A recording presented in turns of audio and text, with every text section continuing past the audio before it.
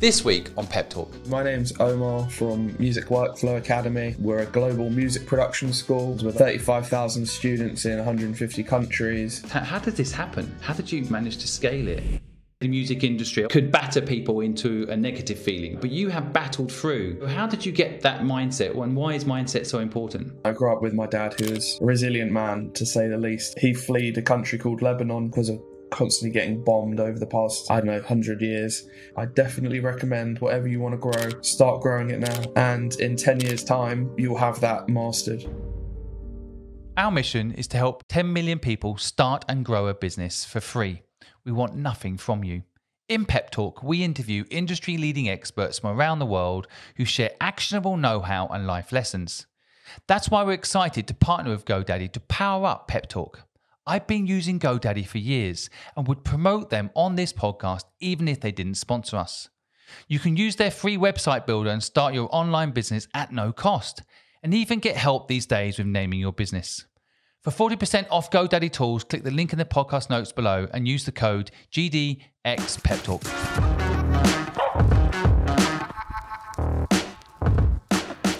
Omar, welcome to the podcast. Thank you so much for joining us. Today we're going to talk about mindset. We're going to try and teach people what you know about mindset and how important it is. And before we do that, would you mind taking a moment just to explain to the audience a little bit about who you are and what you do?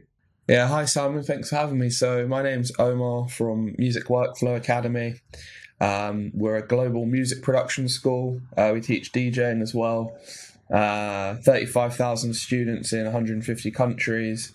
We're making education accessible anywhere in the world, high quality education. Some of our success stories include a 15-year-old from Florida who we got DJ sets. He's now making $700 a week playing at weddings. A friend in California who bought one of our courses and was so motivated that he decided to take one-to-one lessons with us. Now he's running his own events in San Francisco. We had a 10-year-old that we were teaching house DJ, which was really exciting. And I got a 13-year-old, a DJ set in Greece. So some of the success stories that we've had, obviously, out of 35,000 people. I'm a DJ myself. I'll play in Ibiza, Dubai, France, UK. That's what I was doing before COVID. And then obviously, Brexit happened where musicians no longer have the right to stay in EU countries for longer than 3 months a year. So my 6-month contracts, I can't really take part in that anymore. So hopefully that'll get sorted out. Obviously, Lord Frost has resigned. I've been invited to speak in the Houses of Parliament in March, so I'll be talking then. I don't think I'll mention Brexit, but it's something that might be a bit controversial. But I'll be there, so we'll see. We'll see if I see Boris. That's quite a crazy situation, though. I guess something good comes from something bad, which is interesting, though, isn't it? So that happens, but that leads you then to create Music Workflow Academy. Yeah, I much prefer DJing, but I do like helping other people, and I'm apparently a very effective teacher. So, it's a win-win for the people who I can help, and I'm happy to help others. So I think that's one of our purposes as human beings, is to help people who aren't necessarily in as good of a position as us. And I didn't think my skills would be so helpful to others, but people are finding it helpful. So that's nice that I can help out people. Well, it's interesting that you recognise that in yourself, that you like to do DJing, but you also appreciate the purpose of life is to help other people, and a big part of it anyway. So how did you become so awake like that? How did you realise that? Is that something you've always felt, this sense of purpose, or is it something that just suddenly happened? Well, I feel like, after I got my degree from Brighton Uni, I was DJing there every week, making a name for myself, and I skipped my graduation to go play in Ibiza. After a lot of soul searching and travelling and pondering on what is life, why are we here, which is a bit deep, sorry about that, but why are we actually here? And I think the purpose of life is to help others who aren't necessarily in a position as good as ourselves, because it's a meaningful purpose, and you can create a ripple effect where that you can inspire others and they'll help other people, and it's just it's the easiest way to make the world a better place, which is something I've been trying to achieve for a while. It's a big task, so I thought I'd break it down in smaller chunks, and yeah. It sounds so obvious, doesn't it? The whole concept of, helping other people, but it is surprising to me how many people don't do it, don't realise it. And not to judge, but I think maybe part of your mission sounds to me as well is to let people know that and make people aware and actually listen to your stats. In 130 countries, how did this happen? How did you manage to scale it? And am I right thinking it's only been since, I guess, Brexit that this has started to be built? It's actually started at the start of COVID, so we've been open for 2 years. The music school was at 10,000 students September last year, and I spoke to a life coach. She said, "Where do you want your school to be September 2022?" So I said, "I want 20,000 students." So that's been double the size of the academy. There's a lot of numbers, so hopefully everyone will follow. But a week later, I hit 20,000, so we doubled a week later, and then we're in February now. But we've been at 35k at the end of December, pretty much. We're going for 100,000 by the end of the year. I try and make things accessible, and the content I make is good, seeing as I'm a top 1% DJ. Not everyone gets to play in Ibiza, France, and I'm playing 6 nights a week, 10 p.m. till 5 in the morning. In France, I played 31 nights in a row, and obviously I headline festivals, 12,500 people plus. So I've had a wealth of DJ experience. I'm quite good. Obviously offered a lot of big contracts at the moment that I can't take because of Brexit and COVID. So they're just on the table, but they can't even fill the vacancies because no one has an EU passport or the right to work there. No British people. So technically we're the immigrants now. So that's well done everyone who voted Brexit, I guess.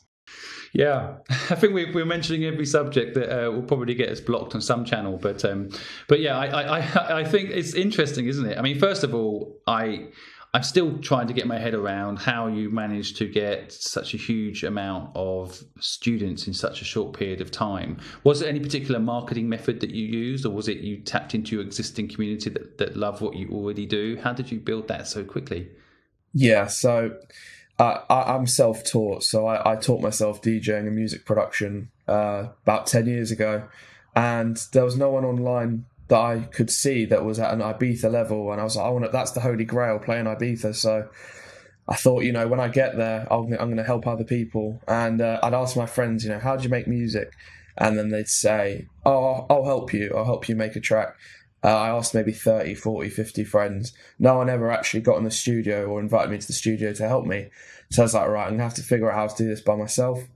Watching an Ableton tutorial on YouTube, they're all awful. And I could watch about 1 or 2 minutes of a YouTube tutorial before bashing my head into the wall. And I was like, this is, it's not an easy way to learn because it's not in chronological format. You got to dig through. You only really want the best information in this industry. To you don't want to be listening to someone in their mum's basement, who's never finished a track, or now I've got BBC Radio 1 plays and done mixes for them, and got my own record label, people signed around the world, and I had to teach myself because there's no one at that level. There's a lot of gatekeeping, so people don't necessarily want to help each other, which is just the wrong attitude. I think with me helping the grassroots of the community, I'm allowing new talent to emerge, which will help grow the industry. And I think that's the best thing you can do as well, is help your industry grow. So, for example, if you're doing podcasting, bring people who haven't necessarily thought about launching a podcast, bring them to do it, and then you're making a bigger market for podcasters, and it will only benefit you because the more people that are into it, the more people are going to tune into your podcast. And it's just about what you give, how much you're willing to give. I tell people exactly step by step how I started in my bedroom, how I got to play festival stages, how I play the closing parties at Ibiza Rocks and play in Ibiza, and how I get my bookings in France. I give people email templates, you name it.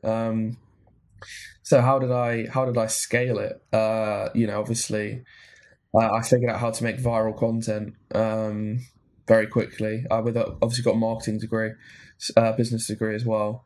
So I thought I'd tie my passion with my degree, my education. So obviously a music business. I tried to run a few businesses before this, a marketing business and some other businesses. It just didn't work out because the passion wasn't there. But once the passion was there with the music, the obstacles that I was falling, the hurdles I was falling at before, it allowed me to push through those hurdles like it was nothing. And then I'll happily work, 14 hours a day, 7 days a week on my business. And, I've been doing that for the past 2 years pretty much.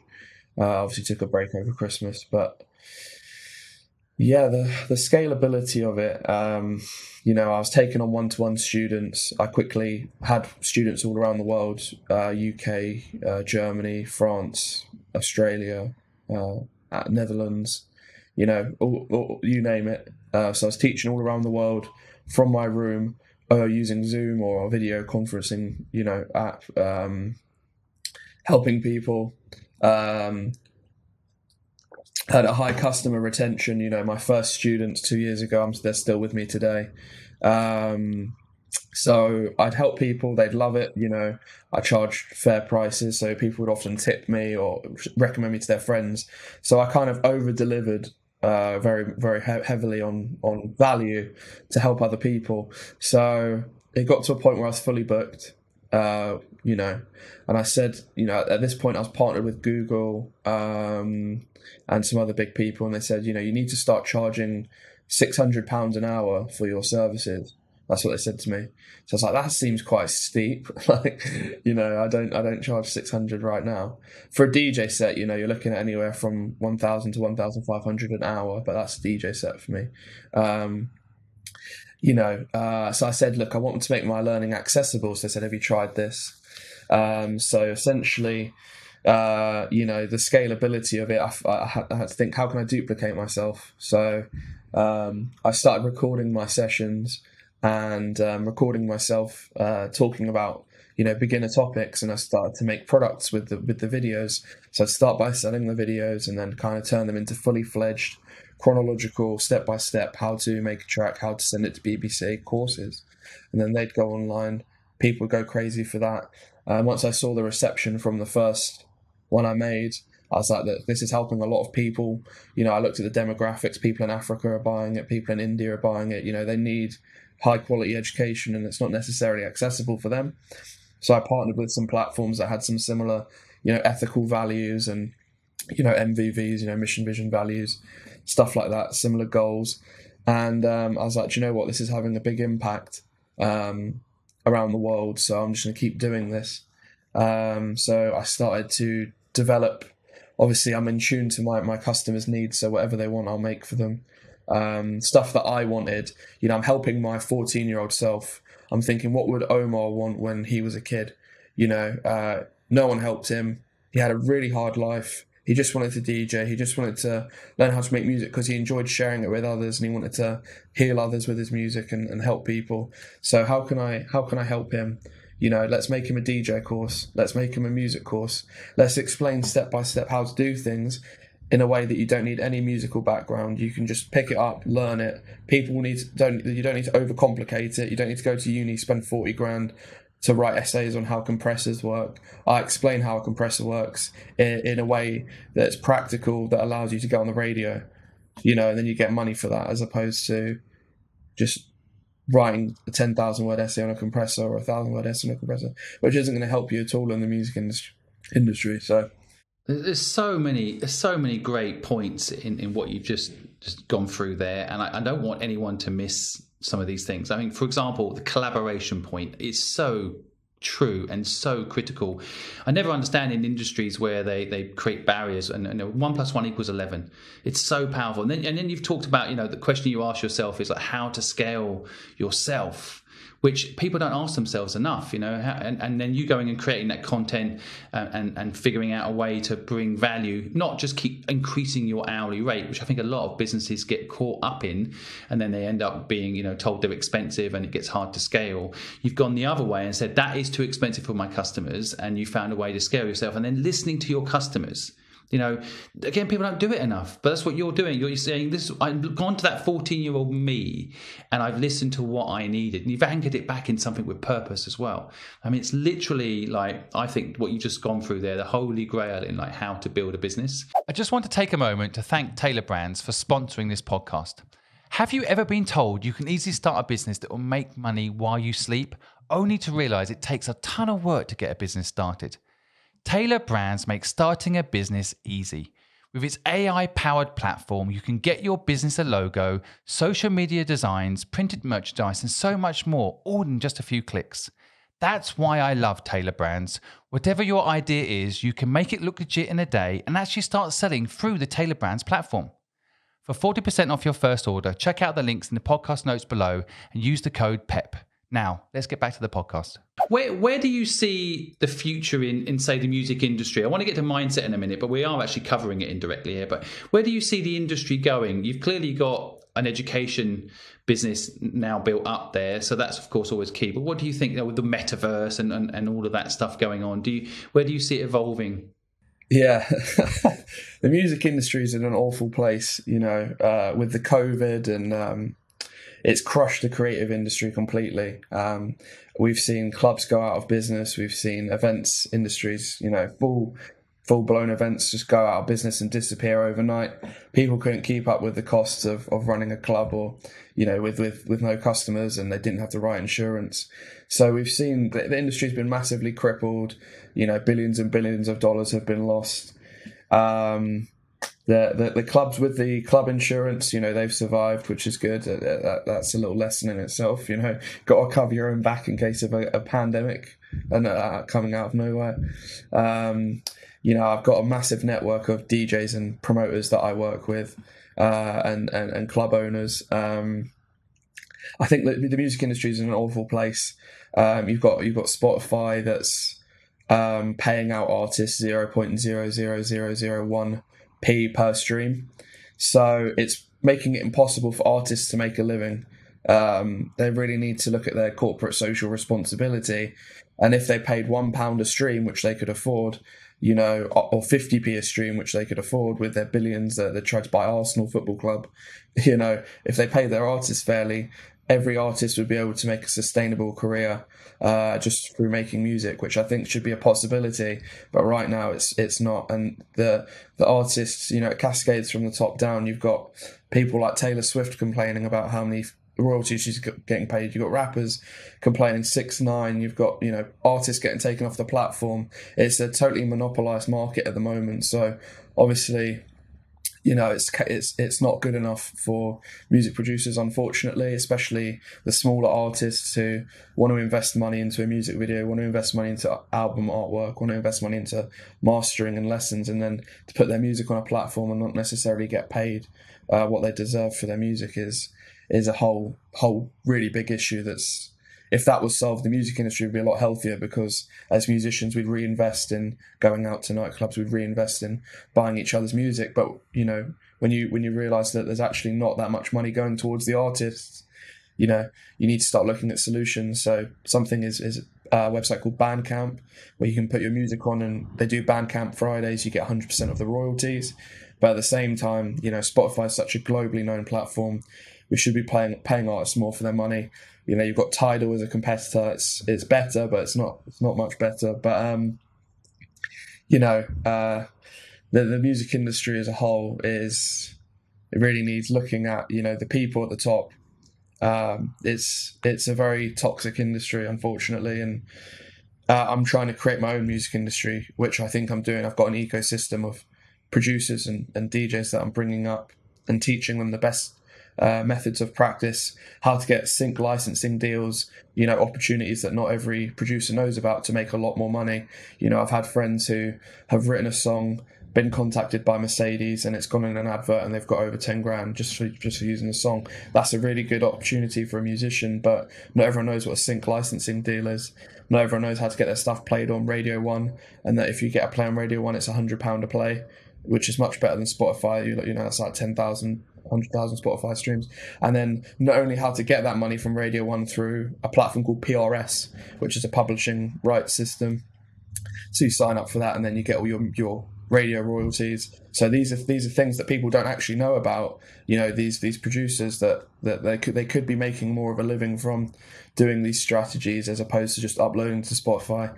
They don't see a penny. Or another common thing is signing to a record label and then you don't get your royalties paid to you, which there's not enough legislation in place to enforce that. It's kind of, it's the music industry is not in a good way. What I feel when I listen to you is that you're the positive energy around a negative problem. You're trying to solve quite a complex problem. And again, Spotify originally was seen as a hero, right? It was like it was coming to liberate the industry, but they've gone the same way and just, as you say, leveraged artists instead of partnered up with them.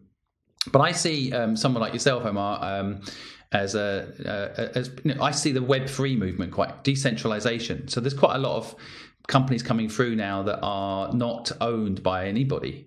They are Web3 based decentralized systems, and you would be a leader of one of those businesses. I think you're the way you care about artists, the way you're thinking about the industry in the collaboration sense. It is the artists have the power, don't they? But they just don't realize it. So if they all work together, then they would they would be able to enforce, frankly, change within an industry that holds the purse strings. Yeah, it's like, I don't know if you've seen A Bug's Life, the Disney movie where all the ants can stand up to the crickets. We're giving them the music. There's been talks on Facebook. You see artists share statuses, we're going to boycott Spotify, we're going to take all our music off. But if we got everyone on board that, just to take the music off for a few weeks, they'd listen because no one would be paying for monthly subscriptions. They'd lose their revenue instantly. It's such an easy, quick fix. We just need to get everyone on the same page because, to get to the level of even being on Spotify is good. You need to be able to make music. You need to have a distribution platform. There's all these things in place. So that was, to me, once seen as the Holy Grail of producing. You're on a platform, that's brilliant. And then you get on the platform, great, I'm going to start making money. And then you quickly realize that they don't pay their artists fairly. And you can get this in the DJ world. You go play a set and the promoter will say, what money? And they'll try and not pay you if you're not stern with them or if you don't follow them around the venue for 20 minutes. It sounds like you've done that a few times. But no, I mean, this is all such good advice. And I think this does lead back to like mindset, right? I think what you're talking about, I'm still kind of amazed that you have this approach because it's industry could batter people into a negative feeling, right? Like probably there's a lot of artists out there that just gave up on the industry. Might be some people listening now that didn't even bother anymore because of all the things you were just talking about. But you have battled through. And so how did you get that mindset? And why is mindset so important? Yeah, so mindset, it stems from my life experiences. My dad, he fled a country called Lebanon when he was a kid, which you only hear bad news about. So a lot of war there. So he's very resilient. He works nights. He runs a restaurant in Knightsbridge called Marouche. Shout out Marouche. And they've got, juice bars. They're a chain of about 8 restaurants now. So he's got an incredible kind of resilience about him. And the Lebanese people are known for having this resilience because of constantly getting bombed over the past 100 years, presidents getting assassinated, so all sorts of crazy stuff. So my dad grew up with, I grew up with my dad, who is a resilient man, to say the least. He'd go to work. He does night shifts, so he'll do, same as me, 10 p.m. till like 6, 7 in the morning. So kind of inspired me in a way to see that was possible. He didn't always want to drive to London, or whatever, to 2, 3 hour, 4 hour commute every night and do that, but he did. He never, you never see him miss a shift, and it's inspiring. So I'd say, resilience is a part of my mindset, and any part of your mindset you can develop. So if you want to be more resilient, just start taking steps day by day. Drinking just water, for example, it will build. It's how you treat yourself. It starts with your habits. I think it takes about 90 days to build a habit. So whatever you want to do, be a creative, start practicing painting or trying to make a song. And they say creativity is like a muscle. The more you use it, the bigger it gets. So I definitely recommend whatever you want to grow, start growing it now. And in 10 years' time, you'll have that mastered. You'll have whatever you want mastered. the skills I've got today, I wanted 10 years ago, like music production, DJing, being able to network. I used to be so bad at networking, I'd go, but now I'm at a level where I go into a club, I get invited backstage, I can talk to the biggest DJs and feel comfortable because I know they're just normal people at the end of the day. They have normal problems. They have to get flights, they feel lonely. There's all sorts of things that they go through. And I just say, hey guys, like I make music.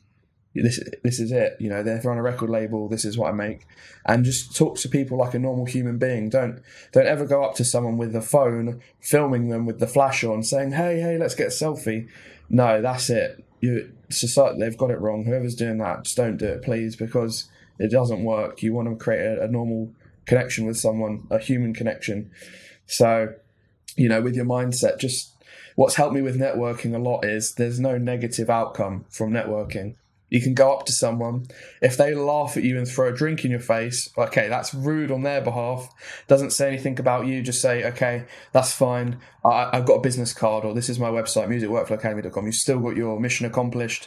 The least you're going to get is a hit on your website, and you just keep the ball rolling. I've never had a drink. I've never had a reaction like that, obviously. Well, I think, it's again, your mindset is fantastic, and I love the backstory of your family, and when you take into consideration what your father went through, Brexit doesn't sound so bad, does it, when you think about it? But it is interesting because, again, I think you're teaching people listening and highlighting is that even if someone throws a drink in your face, you'll get a hit on your website. I love that. And look, I could talk to you forever, Omar. I really appreciate you taking time out of what you're doing to share your knowledge, share your story. I feel really inspired, and I want to thank you so much for coming on the podcast today.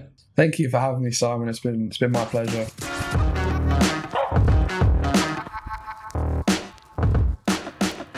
Thanks for listening to Pep Talk.